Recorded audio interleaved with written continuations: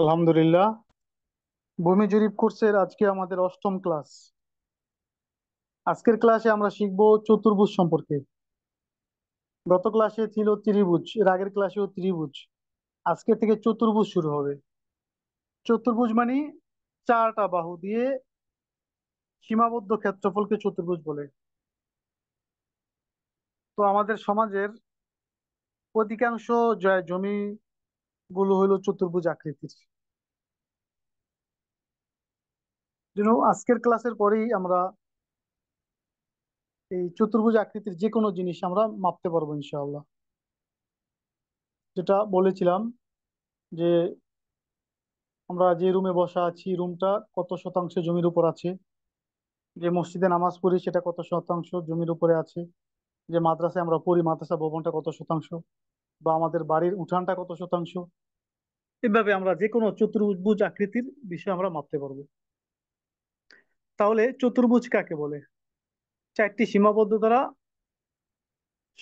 সরল রেখা দ্বারা সীমাবদ্ধ ক্ষেত্রকে চতুর্ভুজ বলে। যেখানে আছে, হ্যাঁ। আর এই চতুর্ভুজের বিভিন্ন আকৃতির হতে পারে। আর আকৃতিগত ভিন্নতার কারণেই এর নামও ভিন্ন রয়েছে। এই জন্য চতুর্ভুজ 6 প্রকার। বাহু চারটাই ঠিক আছে, কিন্তু আকৃতিগত ভাবে ভিন্নতা আছে। এই জন্য এটাকে 6 ভাগে ভাগ করা হয়েছে। চতুর্ভুজ কত প্রকার? 6 প্রকার। জ্যামিতি 5 প্রকার, ওটার সাথে এটা মিলানো যাবে না, এটা ভিন্ন। জ্যামিতি তো ছিল কি? ত্রিভুজ, চতুর্ভুজ, বহুভুজ, বৃত্ত, বৃত্তাকাশ। জ্যামিতিরই একটা প্রকার হলো চতুর্ভুজ। চতুর্ভুজ হলো 6 প্রকার। ত্রিভুজও কিন্তু মোট 6 প্রকার, হ্যাঁ। বাহু বেদে, কোণ বেদে। সমবাহু, বিষমবাহু, সমবাহু, সমদ্বিবাহু, বিষমবাহু, সমকোণী, সূক্ষ্মকোণী, স্থূলকোণী। 6 প্রকার। চতুর্ভুজও 6 প্রকার। আয়তক্ষেত্র, সামন্তরিক। বর্গক্ষেত্র, রম্বস। ট্রাপিজিয়াম, অনিয়মিত। আমি লিখে দিচ্ছি, সবাই মুখস্থ করেন। আয়তক্ষেত্র, সামন্তরিক।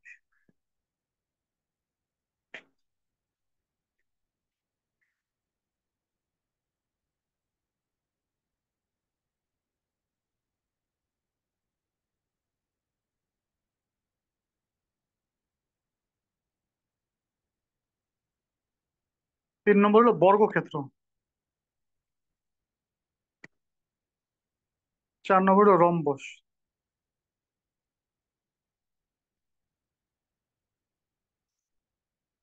5 নম্বর ট্রাপিজিয়াম।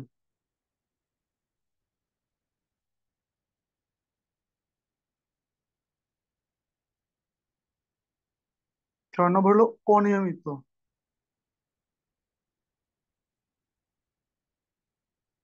অনিয়মিত বা সাধারণ।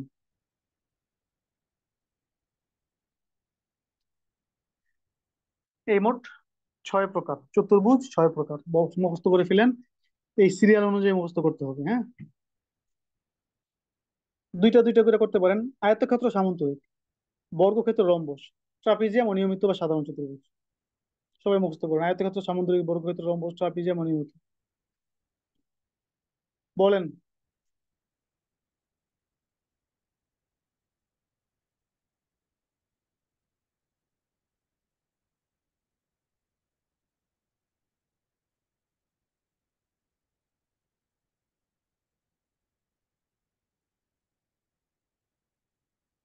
কে বলবেন? হাত উঠান।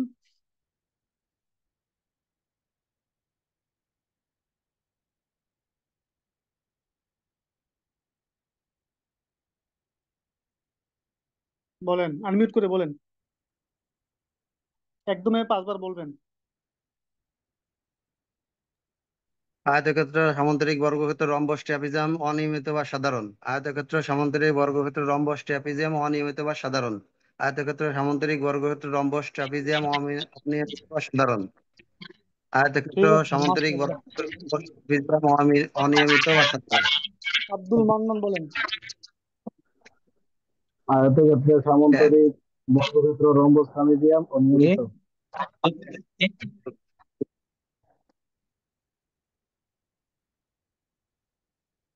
ঠিক আছে, সবাই পারবেন, সমস্যা নেই। তাহলে এগুলো মুখস্থ করতে হবে, হ্যাঁ। আয়তক্ষেত্র, সামন্তরিক, বর্গক্ষেত্র, রম্বস, ট্রাপিজিয়াম, অনিয়মিত বা সাধারণ চতুর্ভুজ। মোট হইলো কয়টা?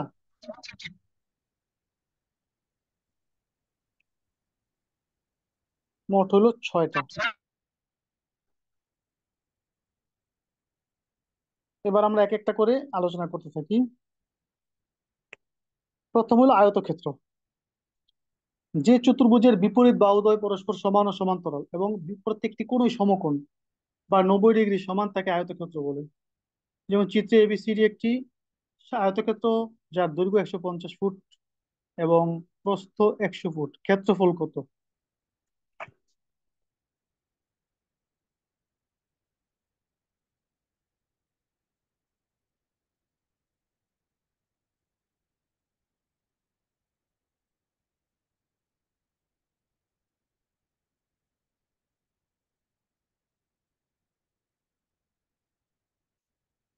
যে চতুর্ভুজের বিপরীত বাহুদ্বয়, এই যে একটা, আমি দুটা বাহু লিখলাম, একটা উপর একটা নিচে, বিপরীত না? এই বিপরীত বাহুদ্বয় পরস্পর সমান এবং সমান্তরাল। সমান্তরাল মানে কি? অর্থাৎ আগে পিছে সব দিকে সমান দূরত্ব। এখানে যেমন দূরত্ব, এখানে তেমন, এখানে তেমন, এখানে। এটা হলো সমান্তরাল, সমান তালে চলা। রেল লাইন চিনেন আপনারা? রেল লাইন কিন্তু সমান্তরাল, দুইটা দুই দুই পাশে যে আছে, সেটা যদি আঁকা বাঁকাও হয়, তাও মাঝখানে কি গ্যাপটা যেটা আছে সমান থাকে। এটা হলো সমান্তরাল। তো যে চতুর্ভুজের বিপরীত বাহুদ্বয় সমান এবং সমান্তরাল, এই যে একটা, এটার বিপরীত হলো এটা। এটা 150, এটাও 150, এটা 100, এটাও 100। তাহলে বিপরীত বাহুদ্বয় কি হলো? সমান হইলো না? 150, এটার বিপরীত 150, দুটো সমান না? আবার সমান্তরাল, সমান্তরাল কি? এটাও 100, এটাও 100, সমান আবার সমান্তরাল। এবং প্রত্যেকটা কোণ সমকোণ। এ একটা কোণ, এ একটা কোণ, এ একটা কোণ, এ একটা কোণ। প্রত্যেকটা কোণই কি সমকোণ। এরকম চতুর্ভুজ হইলে বা এরকম চার কোণা জমি হইলে সেটা নাম হলো আয়তক্ষেত্র। আর আমাদের জমিগুলো তো এরকমই থাকে সাধারণত, ঠিক না? তাহলে একটা জমির দৈর্ঘ্য 150 ফুট, প্রস্থ 100 ফুট, ওই জমির ক্ষেত্রফল কত? যে বইয়ের মধ্যে কি এগুলো কিন্তু শেখানো হয়, শুধু ক্ষেত্রফল কত এই পর্যন্ত। এরপরে কি আছে সেগুলো আর কি হয় না, শেখানো হয় না। তাহলে আমরা এখানে কি ক্ষেত্রফলের পরে যেটা শতাংশ হইতে পারে, কাঠা হইতে পারে, বিঘা হইতে পারে, এগুলো আমরা বের করব। ক্ষেত্রফল নির্ণয়ের সূত্র কি এখানে? ক্ষেত্রফল নির্ণয়ের সূত্র হলো দৈর্ঘ্য গুণ প্রস্থ সমান ক্ষেত্রফল। কারণ এখানে তো আর ভূমি নেই, ত্রিভুজে ভূমি ছিল, ভূমি উচ্চতা। চতুর্ভুজে কি দৈর্ঘ্য আর প্রস্থ, এই জন্য দৈর্ঘ্য গুণ প্রস্থ সমান ক্ষেত্রফল। এই বাহুগুলোর একটা নামও দিতে পারেন, এ, বি, সি, ডি, সমস্যা নেই। তাহলে দৈর্ঘ্য 150, প্রস্থ 100, সমান যেটা হবে বর্গ, আর মানে বর্গ ফুট।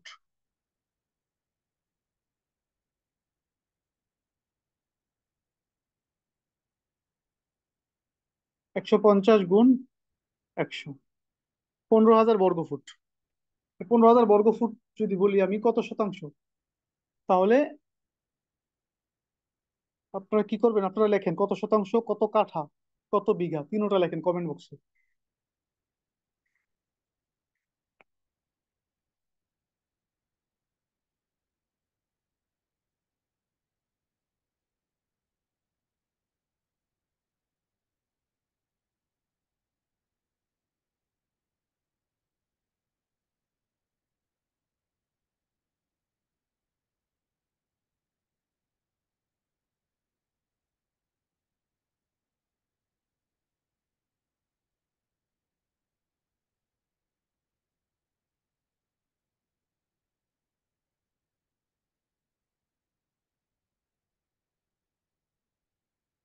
আগে লেখেন শতাংশ, কত শতাংশ সেটা লেখেন।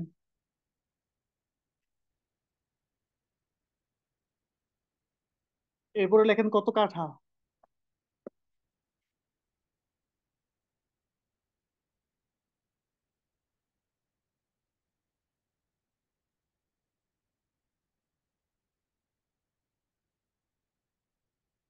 কত বিঘা সেটাও লেখেন।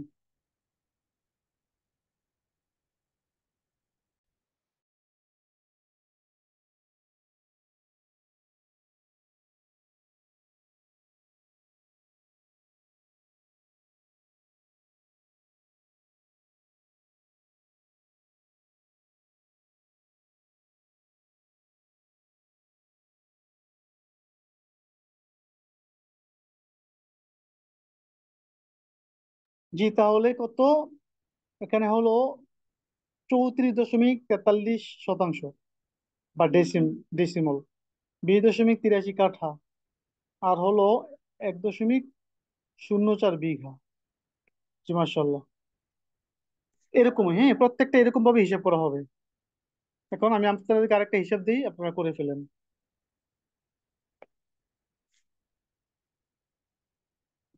একটা জমির দৈর্ঘ্য হলো 80 ফুট, প্রস্থ হলো 60 ফুট। এখানে কত শতাংশ জমি আছে?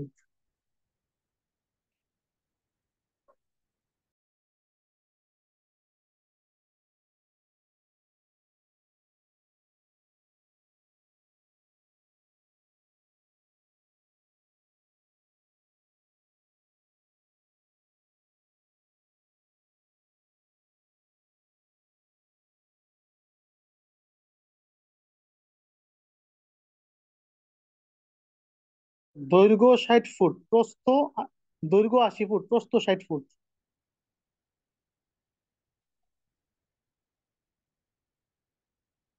দৈর্ঘ্য 80, প্রস্থ 60। তাহলে এখানে এর যেটা আয়তক্ষেত্র, হ্যাঁ, বিপরীত বাহুদের পরস্পর সমান ও সমান্তরাল, প্রত্যেকটা কোণ সমকোণ, আয়তক্ষেত্র। সূত্র কি? দৈর্ঘ্য গুণ প্রস্থ। ক্ষেত্রফল হইলে এরপরে 435.6 দিয়ে ভাগ দিবেন, হয়ে যাবে। তাহলে এত সহজ না? তাহলে আমি একটু আগে যে কথাগুলো বললাম, আপনারা কি কি নিজের হিসাব করতে পারবেন? পারবেন তো? কে কে বুঝেছেন এই পর্যন্ত হাত উঠান।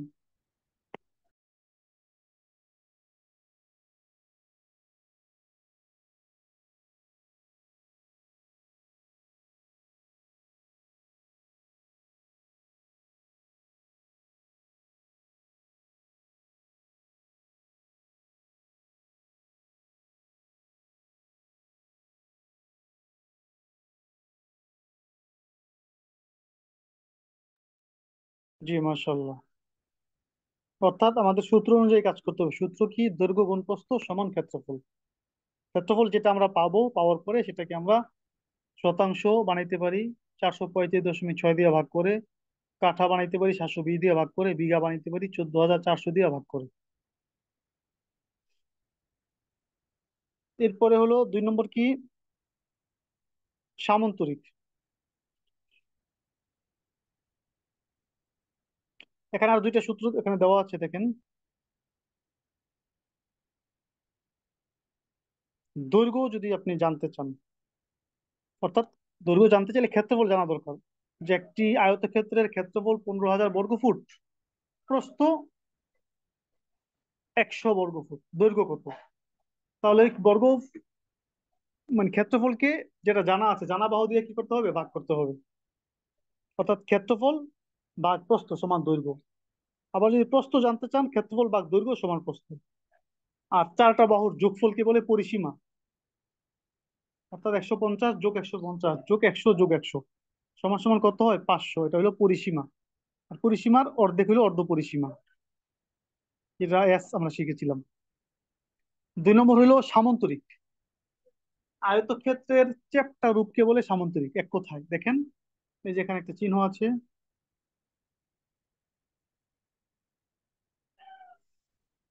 যে চতুর্ভুজের বিপরীত বাহুদের পরস্পর সমান ও সমান্তরাল, কিন্তু কোনো কোনই সমকোণ নয়।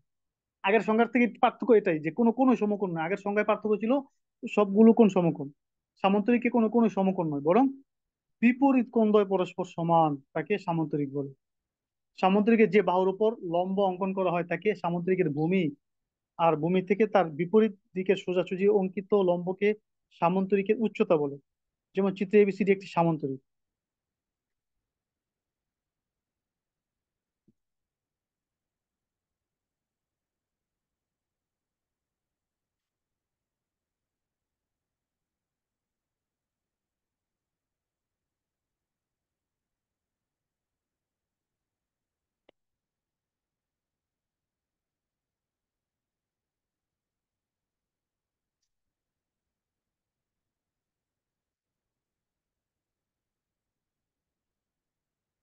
তাহলে এটা কি হইলো?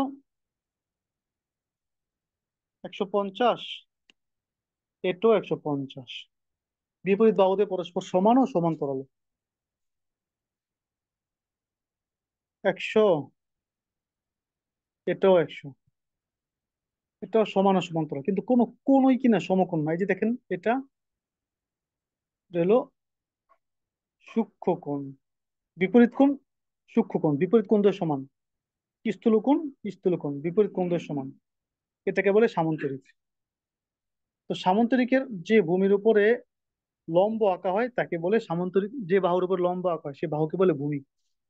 তো নিচের যে বাহুটা আছে এর উপর যদি আমরা লম্ব আঁকি, মানে উপরে দূরত্বটা আমরা মাপি, তো এটা হলো ভূমি। এই দূরত্বটাকে বলে উচ্চতা। তো এখানে দূরত্বটা যেটা দেওয়া আছে সেটা হলো 90, 90 ফুট।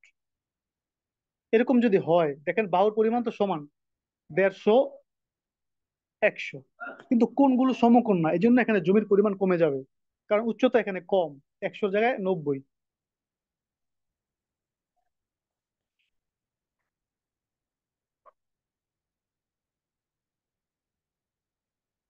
সূত্র কি? ভূমি গুণ উচ্চতা। সূত্র কি? ভূমি গুণ উচ্চতা সমান ক্ষেত্রফল। তাহলে ভূমি 150, উচ্চতা 90 সমান ক্ষেত্রফল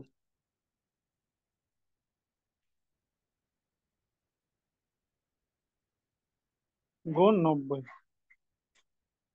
ভাগ 435.6। এখানে আছে কত? 30.99%, মানে 31% জমি আছে। তাহলে দুইটার সূত্র ভিন্ন হইলো, ঠিক না? আয়তক্ষেত্রের সূত্র হইলো দৈর্ঘ্য গুণ প্রস্থ। সামান্তরিকের সূত্র হইলো ভূমি গুণ উচ্চতা।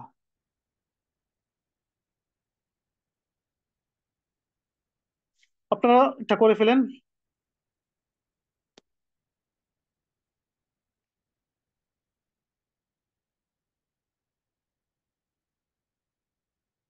70 ফুট, 50 ফুট। উচ্চতা হইলো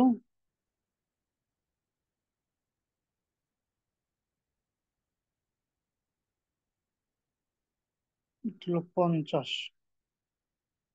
উচ্চতা হইলো 42 ফুট। এখানে কত শতাংশ জমি আছে?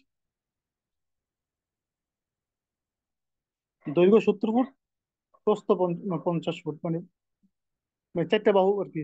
70, 50, উচ্চতা আছে 42 ফুট।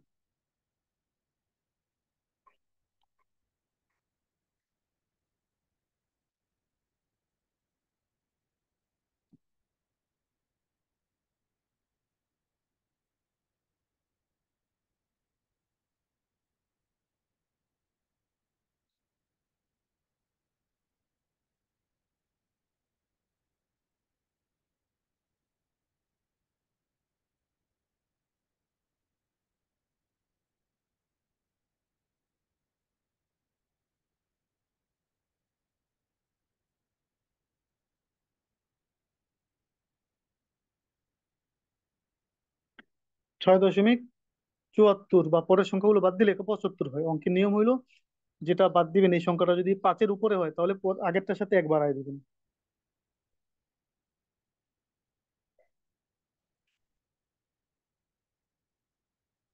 সহজ, হ্যাঁ, কত সহজ!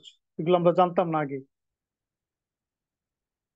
এই যে স্কুল কলেজে স্যারেরা অঙ্ক করায় কিন্তু জানে না আসলে জমির মাপ এত সহজ। তাদের মাপ হইলো ক্ষেত্রফল কত, এই পর্যন্তই। এখানে দেখেন একটা কথা, এখানে ওই যে সামান্তরিকের ভূমি জানা থাকলে উচ্চতা বের করা যায়, উচ্চতা জানা হলে ভূমি বের করা যায়। মানে ক্ষেত্রফল ভাগ উচ্চতা সমান ভূমি, আবার ক্ষেত্রফল ভাগ ভূমি সমান উচ্চতা। চারটা বাহুর যোগফল পরিসীমা। বিশেষ দ্রষ্টব্য, আমরা লক্ষ্য করেছি যে উপরে উল্লেখিত আয়তক্ষেত্র ও সামান্তরিক দুটির বাহুর পরিমাণ সমান, কিন্তু আকৃতিগত কৌণিক পার্থক্যের কারণে একটিকে আয়তক্ষেত্র অপরটিকে সামান্তরিক বলা হয়েছে। আমরা এও লক্ষ্য করেছি যে আয়তক্ষেত্র সামান্তরিকের বাহুর পরিমাণ সমান হওয়া সত্ত্বেও ক্ষেত্রফলে কম বেশি হয়েছে। মূলত সামান্তরিকের উচ্চতা যত কমে আসবে ক্ষেত্রফল তত কম কমে যাবে। অতএব কোনো জমির আকৃতির দিক থেকে সামান্তরিক হলে তার ক্ষেত্রফল নিয়ে অবশ্যই উচ্চতা নিতে হবে, অন্যথায় সরাসরি বাহু গুণ বাহু দ্বারা ক্ষেত্রফল করতে গেলে ফলাফলে মারাত্মক ভুল হবে।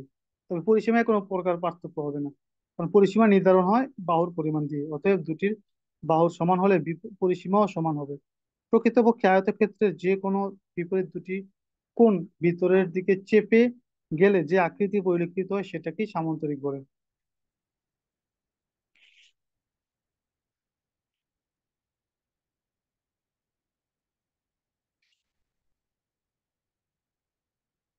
তাহলে আমরা আয়তক্ষেত্র ও সামান্তরিক শিখে ফেললাম। এবার আসি আমরা বর্গক্ষেত্র। বর্গক্ষেত্র কাকে বলে? হ্যাঁ, যে চতুর্ভুজের চারটি বাহুই পরস্পর সমান ও সমান্তরাল এবং প্রত্যেকটি কোণে সমকোণ তাকে বর্গক্ষেত্র বলে। আয়তক্ষেত্র ছিল বিপরীত বাহুদ্বয় সমান ও সমান্তরাল। বর্গক্ষেত্র হইলো চারটি কোণে সমান ও সমান্তরাল, বাহুই সমান ও সমান্তরাল, চারটি কোণে সমকোণ তাকে বর্গক্ষেত্র বলে। যেমন চিত্রে এবিসিডি একটি বর্গক্ষেত্র যার চারটি বাহুই 105 করে, ক্ষেত্রফল কত? এখানে আবার চতুর্ভুজের বিপরীত কোণ দ্বয়ের সংযোজক সরলরেখাকে চতুর্ভুজের কর্ণ বলে।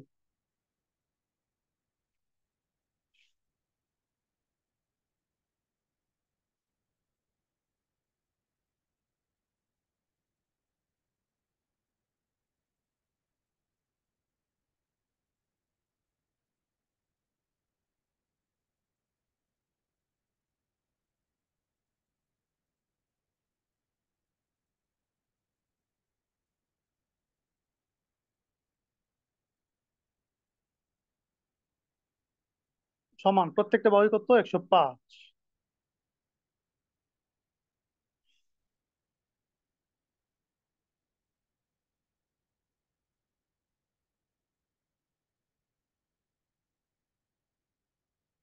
105 করে, ঠিক আছে।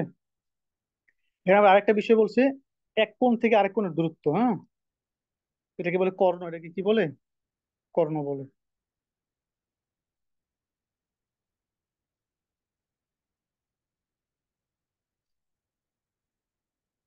কর্ণ আছে 148.49।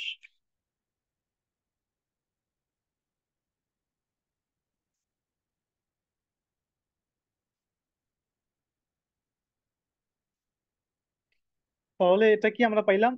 বর্গক্ষেত্র, চারটি বাহুই পরস্পর সমান ও সমান্তরাল, চারটি কোণই সমকোণ তাকে বলে বর্গক্ষেত্র। এরকম যদি হয় চারটা বাহুই সমান ও সমান্তরাল, ক্ষেত্রফল নির্ণয়ের সূত্র কি? বাহু স্কয়ার। সূত্র কি? বাহু স্কয়ার। বাহু স্কয়ার মানে কি? বাহু গুণ বাহু সমান ক্ষেত্রফল।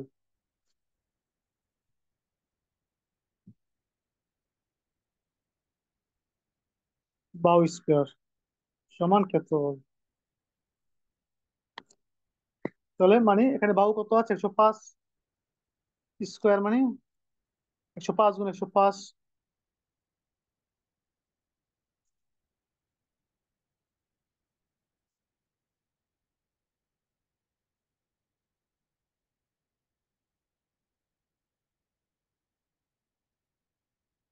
105 গুণ 105, 11,025 ক্ষেত্রফল।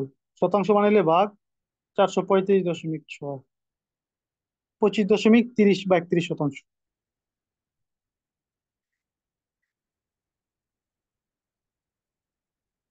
আবার যদি বর্গ ক্ষেত্রফল জানা থাকে, বাহুর পরিমাণ কত, তাহলে কি করতে হবে? রুট ওভার, ক্ষেত্রফলের উপর কি দিতে হবে? Root over.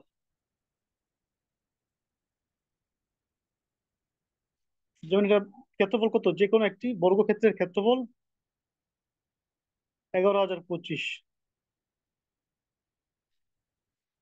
বাহুর পরিমাণ কত, তাহলে কি করতে হবে?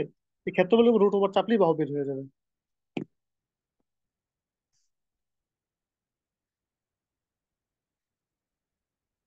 রুট ওভার 11,025, এই দেখেন 105 বাহু, ঠিক আছে।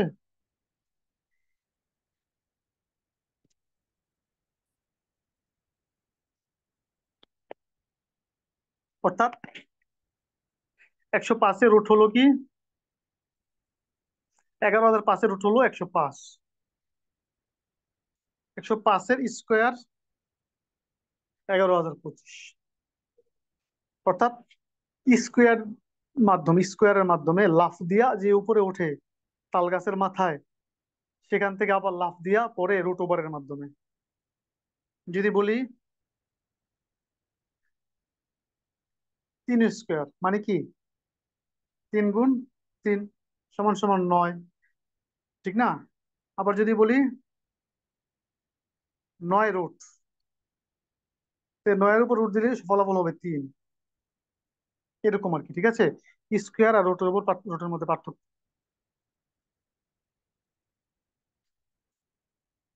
তো এখন আমরা বাহু জানতে পারলাম। যদি ক্ষেত্রফল জানা থাকে তাহলে বাহু জানা যায়, রুট রুট রুট ওভার চাপলে ক্ষেত্রফলের উপরে। বর্গক্ষেত্রের কর্ণ, বর্গক্ষেত্রের কর্ণ বের করার সূত্র আছে, সেটা কি? বাহু গুণ √2 সমান কর্ণ। বাহু গুণ √2 সমান কর্ণ।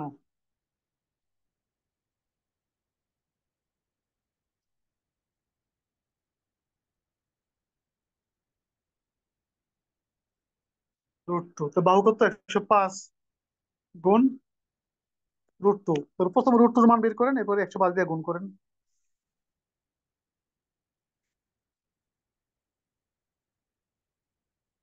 √2, √2 মান বের করলাম। এবার এটাকে 105 দিয়ে গুণ করেন, গুণ 105। বাহু কত, কর্ণ কত হইলো? 148.49, যেটা আমরা দেখছিলাম ইতিমধ্যে।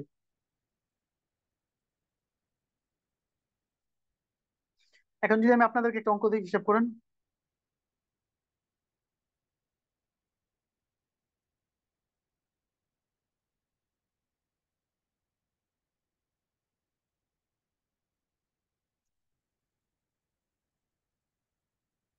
78 করে, হ্যাঁ, প্রত্যেকটা বাহু 78 করে। এখানে ক্ষেত্রফল কত বা জমি কতটুকু আছে?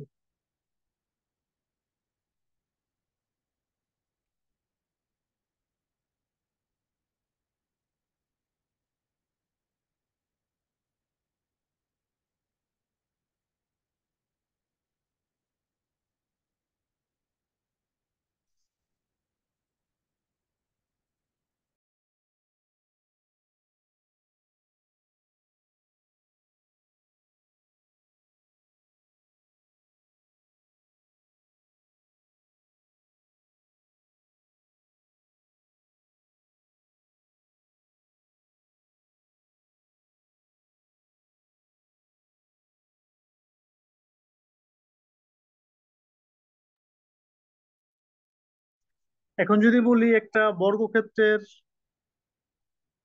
ক্ষেত্রফল হলো 10,000, বাহুর পরিমাণ কত?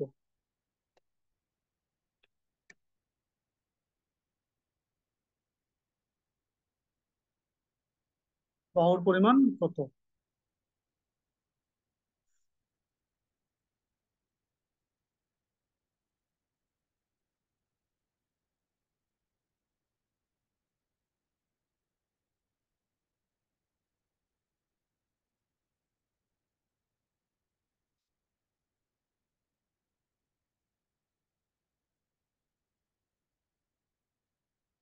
জি, মাশাল্লাহ। বাহুর পরিমাণ 100, 100, 100, 100, 100, একটা বর্গক্ষেত্র। এটার ক্ষেত্রফল কত? 10,000।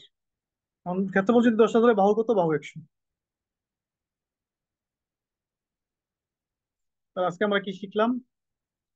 আজকে আমরা শিখলাম চতুর্ভুজ সংজ্ঞা, প্রকার এবং প্রথম 3 প্রকার: আয়তক্ষেত্র, সামান্তরিক, বর্গক্ষেত্র। এগুলোর সংজ্ঞা, ক্ষেত্রফল নির্ণয়ের সূত্র। আজকের ক্লাস এই পর্যন্তই।